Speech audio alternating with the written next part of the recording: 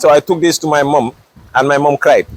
Oh. And I knew at that point the sacrifice that she did to take us to where we are. I should not do that. But I had this belief. I always recite this that no man, must have fail examination, man, must fail.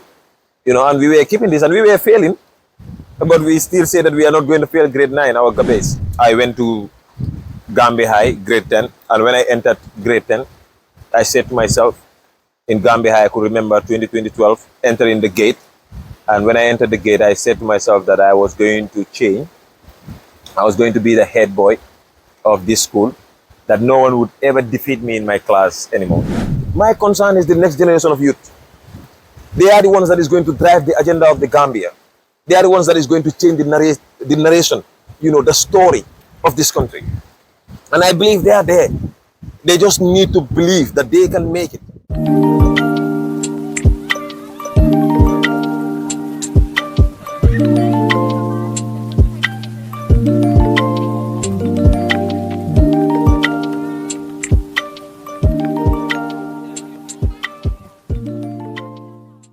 Welcome to another episode of Generation Next.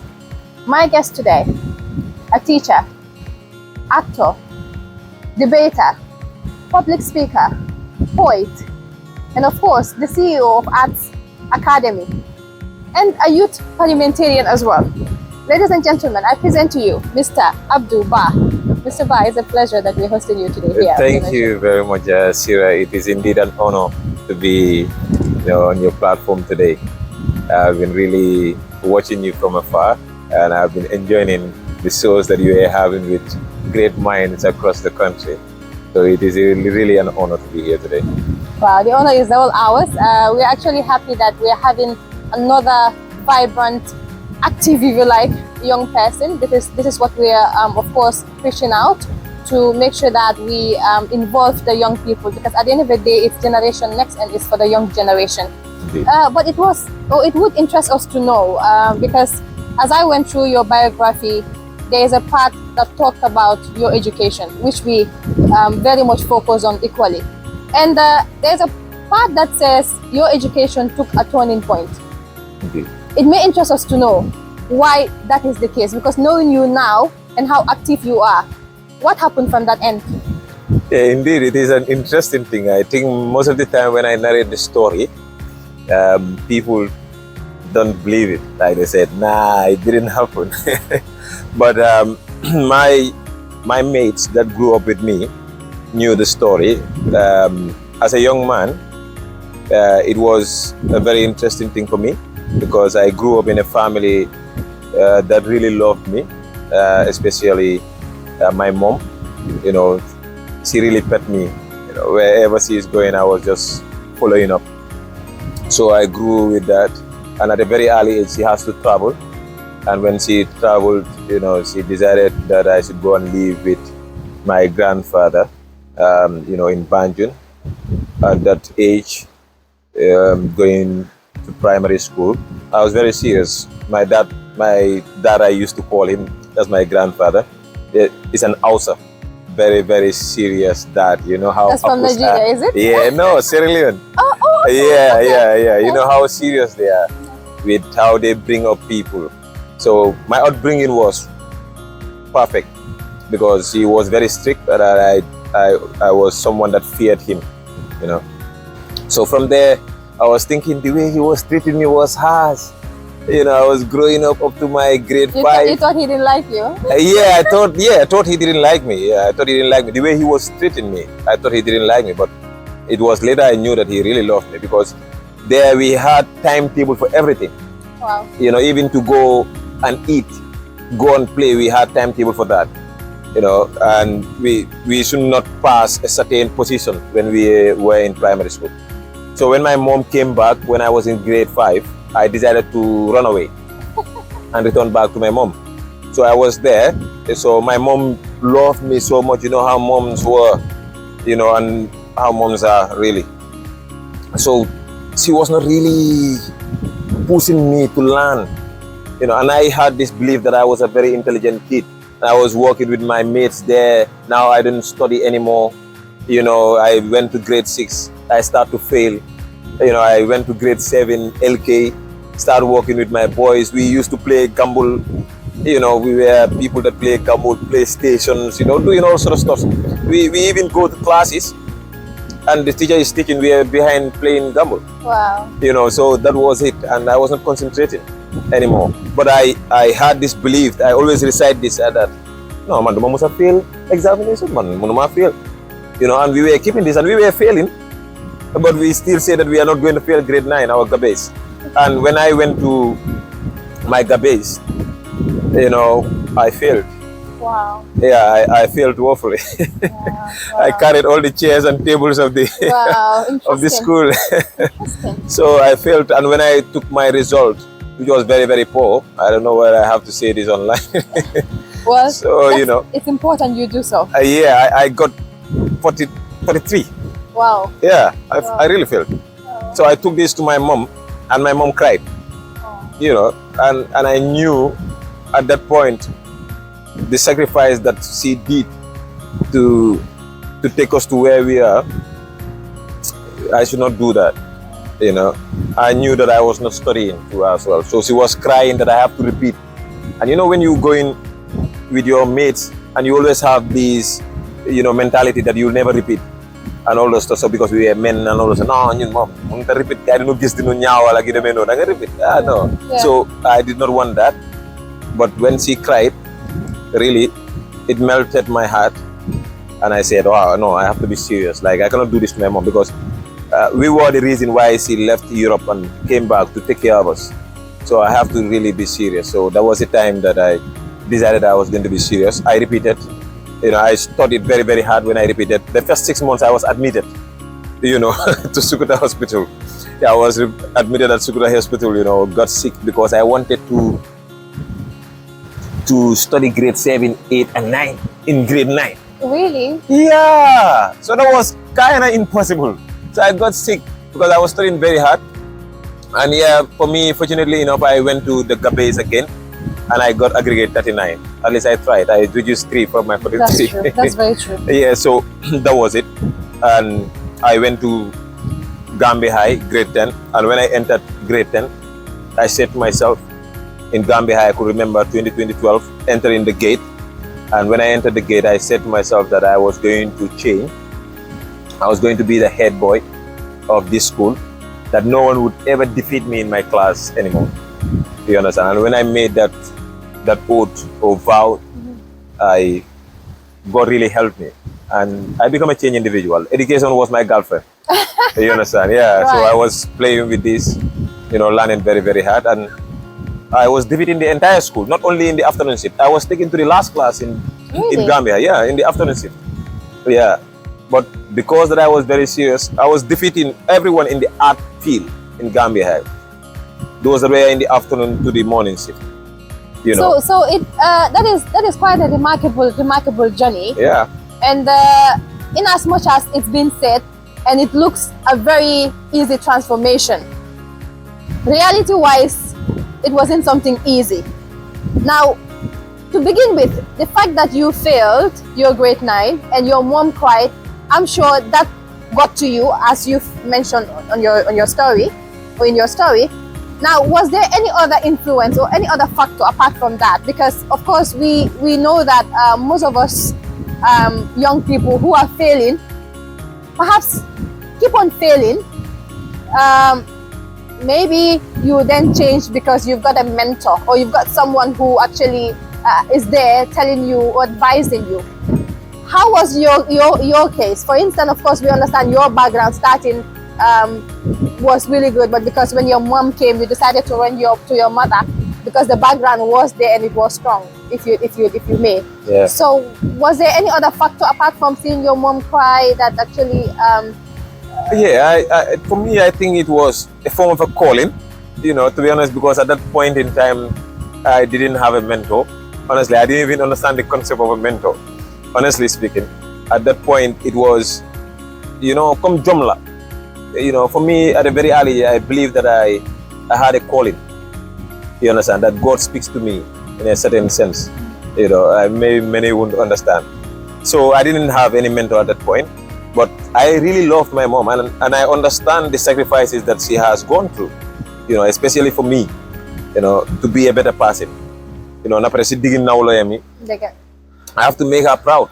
If someone can leave, because I've seen many people that have left their children, go to find, something better for tomorrow. But she didn't see that. She saw us as the priority.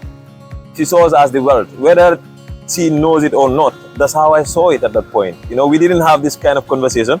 I never sat with her and I tell her that, Mom, I know the sacrifices that you have gone through, but I knew that. You understand? I knew that she loved us more than wealth, than anything in the society. And for me, God made that, into my head. And I said, man, if my mom really wants me to be an educated individual, I'm going to be educated. And no one is going to stop me for that. Yeah. A huge contributing factor to your turning point in your educational. I can tell you that cry she did really changed my life. Wow. Honestly speaking, because thank you so much, Mom. Thank you. Yeah, she deserves all the gratitude. Honestly speaking. Obviously. So at this point, what would you say you've learned from then to, of course, looking at the fact that you've mentioned then you became part of those ghetto youths? Right? Yeah. I'm sure. How was the transformation then for you? Because I'm sure at some point you've got your friends, because you are not doing it alone. Yeah, indeed. What would you say your transformation has done, or have you, in that regard, taken any effort in reaching out to them, probably because you've said this, it was a calling, no mentor whatsoever, but your mom being a pushing factor for you? What was the relationship like then for you and those friends of yours who probably were still on that path? Indeed. My friends back then and now still, they are also my friends. They are my oldest friends. I don't leave them still now. That the thing was, I was living with my mom, because from there I decided to move to go and live with my grandmother. And there I didn't have anyone to control me even. At that point it was me that have decided what to do. I knew what I wanted now, that I wanted good grades. So despite that, I went to grade 10. They didn't repeat. They were now my seniors, and I went to grade 10. They just had in grade 11 that Abdou is the head boy of Gambe High. So they had that. That was a surprise. Yeah, a big one. So they were talking about this at the ghetto. So one day I came there and they were like, boy, they're going to head boy. I told them, yeah, it's me. Like they couldn't believe it up to now, but they have to believe it. They now knew that I was a changed individual. Yeah, and they respected me. Like I respected them. They respected me ever since. You understand? We have this respect, between us. And there too, whenever I have to speak, they listen. Everyone has his own part.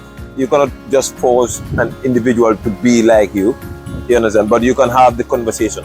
And not everyone is called upon to the educational sphere. You understand? Some people have other things to do. They believe in other certain areas. But that was me believing in the educational, train at that point. And I did my level best to make sure that I am able to do the right thing and to do right by it. And yeah, my friends, I always talk to them, whenever it's necessary for advice, I do advice. They also advise me a lot. They really played an important, they were an inspiration, whether they knew it or not. They were an inspiration for me to be a better person. You understand? And when you say they, you're talking about your friends? My friends, yeah. Is it the same friends? The same ghetto, yeah. They were an inspiration to me, whether they knew it or not. For me, I have to be a better one.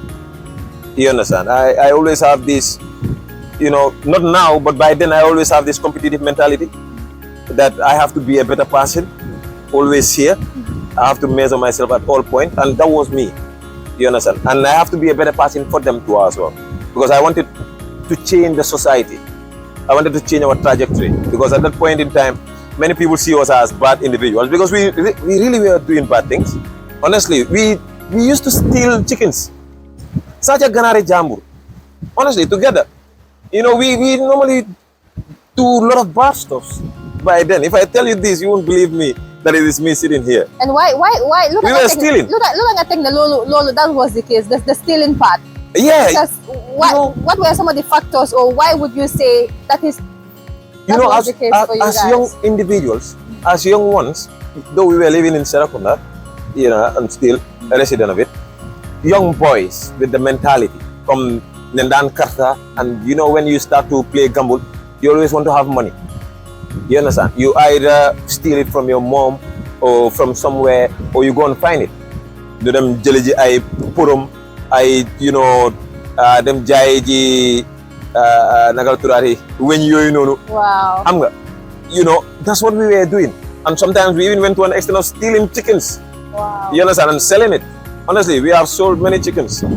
I hope those people that we have sold their chickens would forgive us. We have done that, but we were young at that period of time. You understand? And yeah, we were doing what kids should do, but it's not the right thing to do, honestly speaking. But for me to ask, well, those were inspiration to me. They made me to understand the mentality of the young people, to be able to converse with them, to be able to tell them, these are things that we have done, but it's not the thing that you should do. As young people, we have to be change makers. We have to change our mentalities. We have to think beyond, you understand, sitting at the ghettos, you understand, and even beyond, being employment seekers. You understand? For me, as a young person and as young people, we have to be job creators. You understand? We have a very strong mentality, especially in this time and era, that we can change the trajectory. Especially when you are a Gambian, I've seen a lot of opportunities in this country. Honestly speaking, I just wish that I'm able to have the resources. It may interest me. You've seen a whole lot of opportunities in this country as a young person. Yeah. But then, the problem then with maybe other young people who are not seeing those opportunities. What is in you, do you think, that is making you see those opportunities that other young people, probably you may say, for example, those who are going to the back way, and most of them you get to speak to, of course, the reality, they always tell you that they are minimal or not enough opportunities. The difference, yeah. It took me almost to 5 years, 2017, 18, 19, 20, 21. It took me almost to 5 years to wait for those that have a little bit of mentality that I have, to build the arts academy, to build the first art school in the country. It took me years waiting. Like I was waiting, I'm telling you, I was waiting for people that can relate to my mentality to build the arts institution, the first art school in the country as far as data can provide. Do you think that we didn't have great thinkers in the country since 1965? We do not believe. That's what I believe in. I'm not saying everyone. We do not believe. We lack a belief system. And we must build that belief system in our country. You understand? For me, my concern is not Adama Barrow and the likes. That is not me. My concern is the next generation of youth. They are the ones that is going to drive the agenda of the Gambia. They are the ones that is going to change the narration, the story of this country. And I believe they are there. They just need to believe that they can make it, that they can do it. There are a lot of opportunities in this country. Just only in carpentry there is an opportunity. It's an institution of its own. People are afraid to build institutions. You understand? People are afraid to follow their dreams. You understand? To see it being executed. People have ideas. Gambians are very good in ideas. Do you know that? I can tell you we are the greatest when it comes to bringing ideas on the table. But I think to a certain extent, we have inadequate, energy in implementation. And why? Okay, now as an actor, as a poet, as a youth parliamentarian, is that the trajectory you're taking to inbuilt in young people to believe in themselves? Yeah. Tell us a little bit about that. Indeed. As a national youth parliamentarian and as a young individual in this country, it was very hard. Before my time, few individuals have run for parliamentary elections. You understand? And when I came on board, and I saw that it was also a challenge for young people to go into this arena because of the societal belief that so duge fi gaay na la ray da nga wara dem ci sering ak yu demé non you understand all due respect to the marabouts also da nga wara dem sering da nga wara sangoli da nga wara def li I said young people must be on the table that decision making are done. They must make sure that their voices are heard. And how can we do that? We must get there. We have the mind. You know, today, the conversation that we are having, it was going to be very easy if you have the government, you understand, you know, hearing this and implementing it. You understand? If we were there at the round table where decisions are made, if we were there, we were able to implement this. So for me, it was that point that I said, yeah, I'm going for the parliamentary election. After that, I have gone for National Youth Parliament, and I have learned, you know, my capacity has been built, you know, and one most important thing is man should not claim the monopoly of wisdom, and ignorance is not an excuse. We always have to make researches, you understand, but the reality of others is not our reality. We must also get to the ground and look at what really can manifest our reality, that when we do it, it can change our society, and we start to look into that particular thing. And for me, I believe that the mentality that I had and that I have still, that when I go to parliament, this country was going to change. You understand? Because at that point in time, my voice was, why is the government not investing on Saro? Why? And when you go back to history, Saro was doing great when it comes to processing oil. You know, Saro has the capacity to process oil, that we were able to manufacture our own oil in this country. Biscuit. You can turn it to biscuit. You understand? We are importing biscuits here. Yeah. Look at our agriculture. Demal Jahali Pacha is dying. You understand? This is an agricultural area. Why are we not investing there? Now, when you look at the chicken, hey, you know, Balal Made, you also boyfriend, wala sa jigar, so lang ginon dem restaurant. What do you order? It's chicken and chips. Now, where do we get this chicken and chips? It's not we Gambians that are supplying our market. It is imported into the country. Go to Senegal. Okay, so it's really important, and now, as we all believe that sometimes we feel that there are certain things that needs to be created, or let's say, of course, knowing the government as the enablers to make sure that we have young people go into the system to create, to kind of create jobs for themselves, if you like. But you've mentioned a mentality, or the mentality, which is very important, because if you look at most of us young people, otherwise might see certain job to be lower class jobs to actually venture into, but it all boils down to what? The mentality. The mentality. Now that may interest us to also know, is that why you came up with your arts academy? Yeah. Tell us in about fact, that. The reason why we came with the arts academy is because when we graduated in 2015 and went to the college, we met a group of, you know, youths that were also into the art, that were doing public speaking, that were very good in article writing. In fact, my sister, who I called my cousin, though we are not related, but I call her my cousin, and people thought that we were related. Yeah. We came from Gambia High together. She was the deputy head girl in the morning shift, Ramatulai Karam. She's now married. We were in the college together. You know, a group of individuals came together with different skills and talents, and we met people that were also having the talent there. The likes of Omar Cham, he is our current speaker at the National Youth Parliament. The like of Omar Diba, a great debater, you know, a champion debater in the university and now has graduated. He's also a law student. They were, you know, doing poetry and article writing, trying to talk about the ills of the college. And they formed a desk called the Prolific Writers Desk. You know, the Prolific Writers Desk. And when we came with that energy, that love for the art, especially for me, for poetry, I fell in love with literature at a very early age. I can tell. Everything that has to do with literature, I loved it. Especially when it comes to the poetry. I have mastered all poems that you can imagine. So when I came, a friend of mine, Bakar Dina Sonko, who is currently the founder of Peace Hub, you know, was a brother. And, you know, he met Champion, and Champion told him that, you know, now we are in our third year, we are coming to leave, and we have something here. Maybe you can just handle it, because he knew that we were writers. And he called me and called my brother Esa, and we came together, three of us, and we started to build it. It was a DEX, and we formed a team of 5, including 2 women, you know, Nimbalan and Ramatulai, and we formed the Prolific Writers Organization. From a DEX, we take it to organization. Wow. From organization, we start to work on this. We start to go on national tour, school tour, you know, doing poetry in a different manner, group pieces. I can tell you, I have not seen it, but I can tell you, we were the ones that started it. Wow. Group poetry in the country.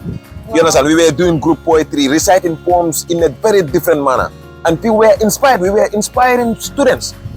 Today, the generation of poets that you have seen at national level were inspired by the Prolific Writers Organization. We have trained a lot of individuals between 2017 down. And, seeing that and making sure that we were researching constantly. And seeing that outside the country, poets are millionaires. They are rich. It's a source of employment. Actors are rich. The like of Genevieve today, as I'm sitting with you, Genevieve's net worth every year is 16.8 million US dollars. Wow. Can you imagine? Basket Mouth, a comedian in Nigeria, is earning a comedian.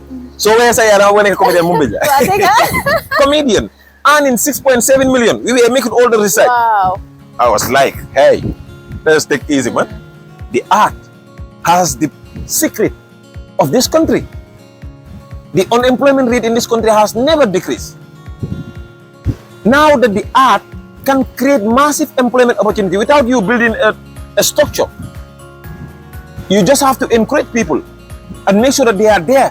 When they go for a platform, they are paid. Then it becomes a source of employment to them.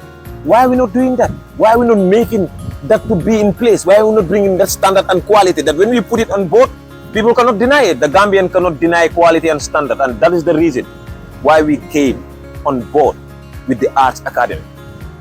We say that yes, we must have an institution that can create quality and standard art, because that's what we have seen outside there. When you go to Nigeria, it is that have turned their industry. When you go to South Africa, it is that have turned their industry. You go to Kenya, it is that have turned their industry. You go to Senegal, our neighboring people, look at Portugal. What Portugal have done to the youths of Senegalese. Our Gambia emanated from the Portugal. She is now a young millionaire in our country.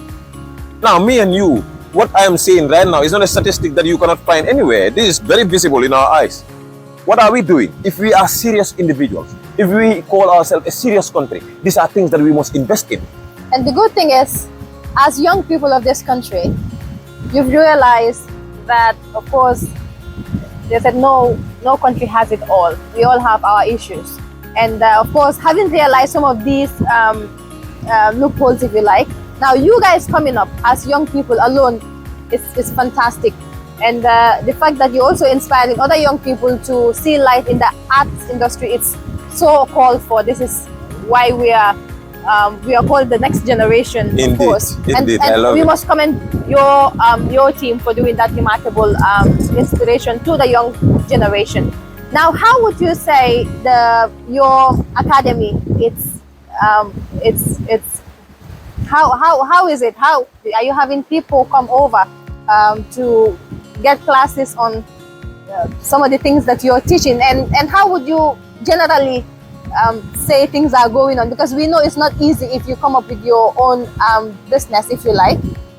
Not to mention coming up with a school. There are challenges here and there. What would you point out to be one or two challenges? And if you were to speak to donors who are watching, what would you want to say? Honestly speaking, I know this will surprise you, but in the Arts Academy, we don't have challenges. Honestly speaking, because when you look at businesses that have made it today, they have all have to pass through processes. It's a process, and the process is life, like life and pain, happiness and joy, happiness and sadness are all the things. You understand? So challenges are just names. We don't put it there. I like the spirit. We have to make sure that we are going through stages. You understand? At any point that we deal it with a certain style. That's what we do. Yeah, when we started, it is us. Up to now, we have done a lot of stuff like go to our YouTube channel, go and check it. Go to our TikTok, you see what we're doing. When we started the institution as the first art school in the country, we opened it as a free training for people to come. Gambians don't believe in free. We understand the ideology, but we invited them to come and see what we are offering. And my executive today, I'm not paying anyone. These are people that believe in the ideology of the art, that the art can be turned to a source of employment through standard and quality. And they came up with different skills and talents. We came together and established the Arts Academy. And we have departments. We are teaching poetry, public speaking, drama, comedy, script writing, cultural dance. We are teaching animation. We are teaching photo and videography, graphic designing, even woodwork, crafting. Now we producing chairs in the Arts Academy. That is 2024. Fantastic. You understand? We do event decor today. If you are to get married, just contact the Arts Academy and we come and light it. How can And we anyone take- contact you if they want to? Yeah, you can get our number is 3792191, and you can get us through Google. You can get us through our Facebook page, the Arts Academy Gambia. You go to YouTube, it's the Arts Academy Gambia. You go to the TikTok, it's Arts Academy 3. When we are everywhere now.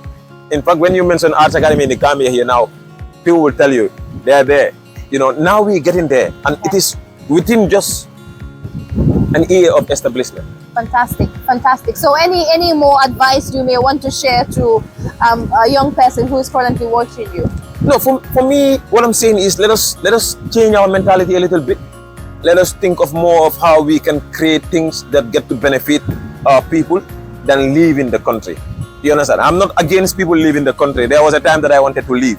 When I graduated in 2015, I wanted to leave because I had a good grade and I said, I have to go to Europe and, you know, get these things done. You know, but I believe that we have what it takes in this country. You understand? That we have to be here and let us learn things that are reflecting our reality. That is very, very important. And today I'm not saying that our educational system is bad, but I'm telling you for free, and I've said it at the parliament, our educational curriculum is a mess. You understand? What our kids are learning is not things that are going to change our country, honestly speaking. We are building a form of a generational poverty in this country. That's what we're building. And if our mentality does not change, if our educational curriculum does not change, my friend, there are few individuals that are going to make it in this country, and we will be among those people to change that particular, you know, trajectory. So I'm saying the next generation, there is no immortality. Every government steps down, another government comes. The next generation should prepare themselves to define the country that they want, so that when they come on board, they're able to lead this train to its destination. So that is the advice that I have for the young people out there. Thank you so much, Mr. Ba. It was a pleasure that we hosted you here on Generation Next. And of course, we've all had it. There's no immortality. Is that what you said? Indeed. Oh, yes. So it's high time that young people look up to people like Abdou, who have not only created or changed their trajectory, but are continuing to inspire us, the generation, and of course the next generation. That's all the time we had until we come your way again. Cheers from the entire Generation Next team. But before we go, please subscribe and like. Thank you.